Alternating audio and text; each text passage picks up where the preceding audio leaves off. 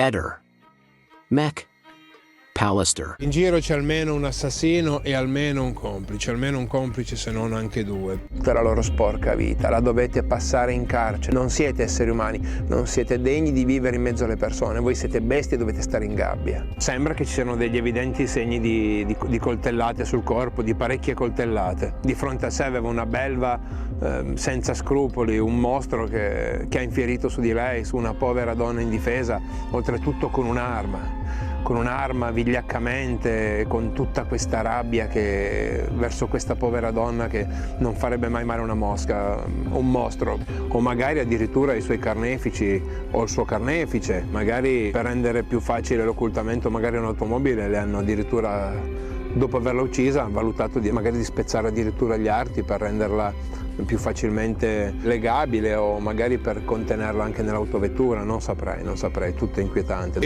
Non era più lei, quelli sono messaggi chiaramente mandati per depistarci, il telefonino poi è stato spento, addirittura magari distrutto, spaccato affinché non potesse essere raggiungibile con nessuna tecnologia attualmente conosciuta. Ma ci verrebbe da pensare ad una tentata violenza sessuale, ha dato sfogo a tutta la sua rabbia, alle sue pulsioni su una povera donna. Sono una persona di una brutali, sono bestie che hanno un disprezzo proprio per le donne. Sì, questo non è un omicidio, questo è un femminicidio. Una persona che detesta fondamentalmente le donne, le vede come della carne da macello, degli oggetti, né più né meno. L'ha uccisa barbaramente e si è liberato del suo corpo ancora più barbaramente come fosse immondizia.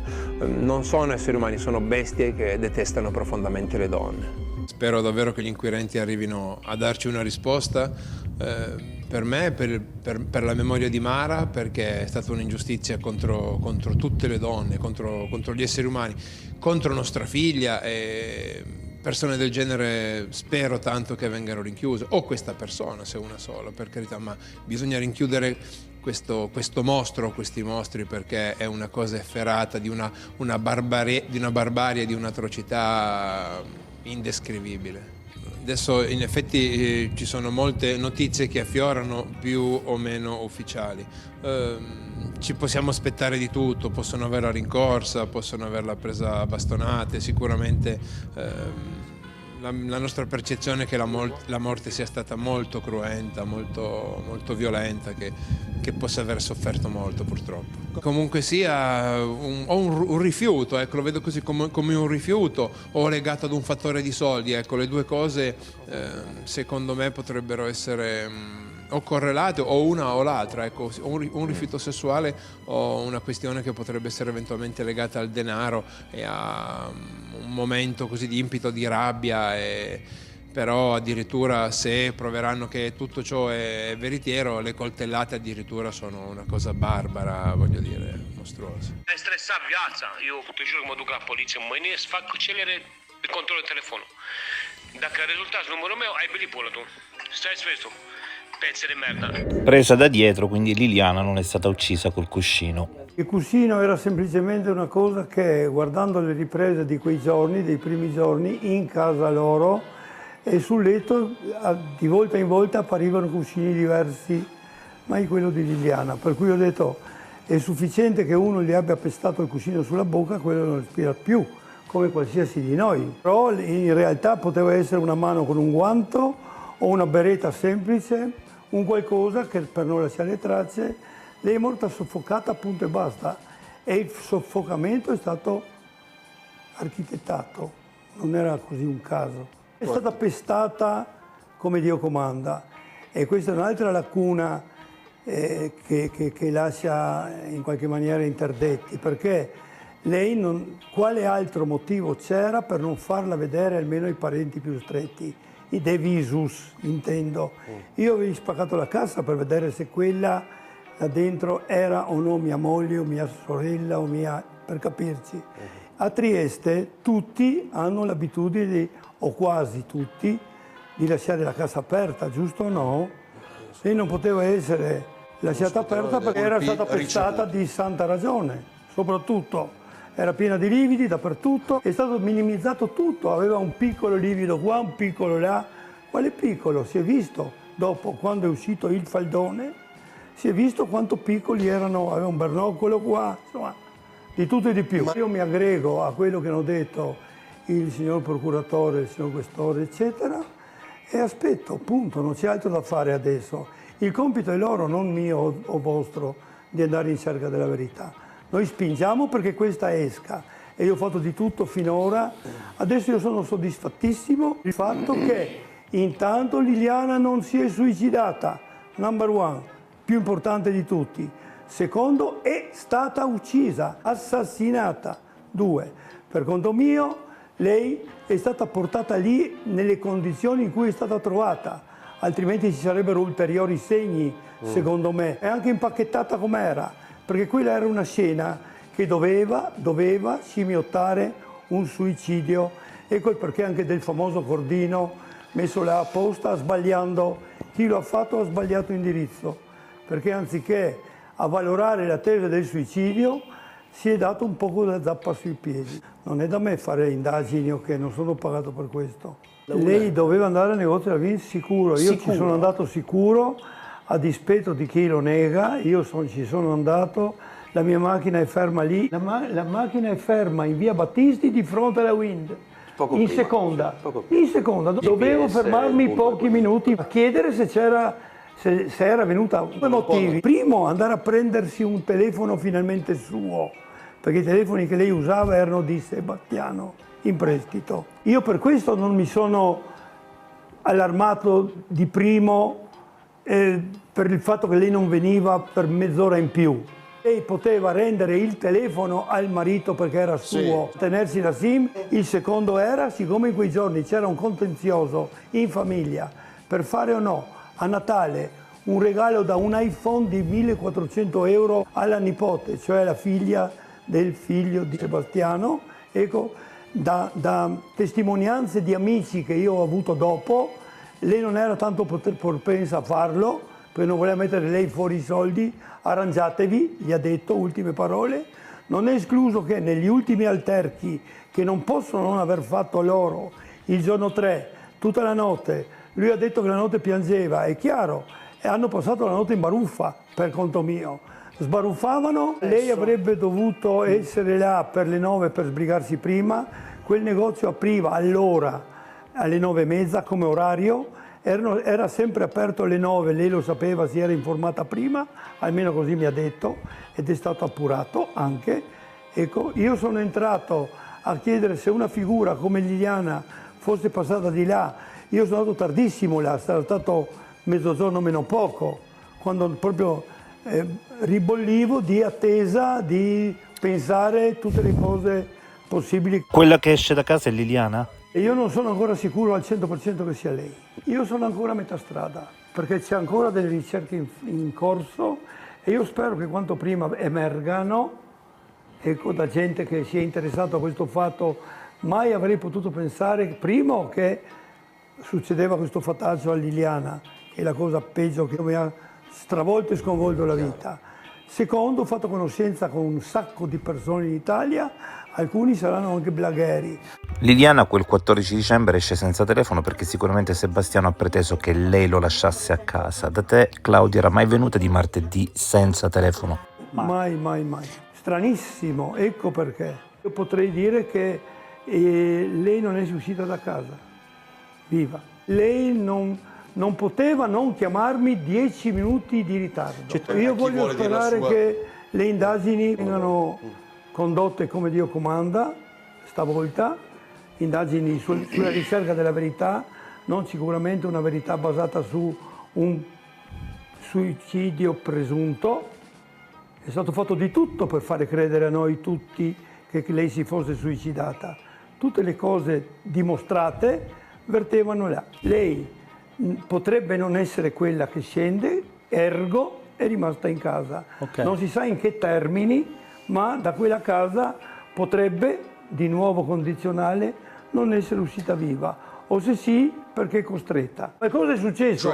Niente è vero come sembra. Io penso che potrebbe essere questo, nel senso che controllando bene quella figura, in teoria potrebbe essere una controfigura, perché è più alta di Liliana, con le scarpe molto più grandi, bla bla eccetera. Ogni volta che passo davanti a una telecamera, quella figura, riguardatevi il quella, io l'ho guardata 10 volte, se non più, volge la testa verso il muro per non essere ripreso dalla telecamera. Provate a guardarla, c'è un sacco di cose, di incongruenze anche in quel passaggio.